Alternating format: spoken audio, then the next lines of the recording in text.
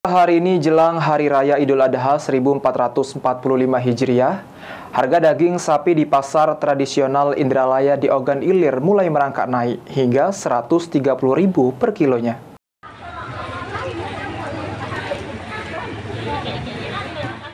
Jelang Hari Raya Idul Adha 1445 Hijriah, harga daging sapi di pasar tradisional Indralaya di Ogan Ilir mulai merangkak naik. Salah satu pedagang daging mengatakan, kenaikan harga daging sapi terjadi sejak beberapa hari terakhir. Sebelumnya, harga daging di pasar tradisional Indralaya Rp125.000 per kilogram. Namun, saat ini sudah mencapai Rp130.000 per kilonya. Selain daging, harga tulang sapi juga mengalami kenaikan dari Rp70.000 menjadi Rp80.000 per kilogram.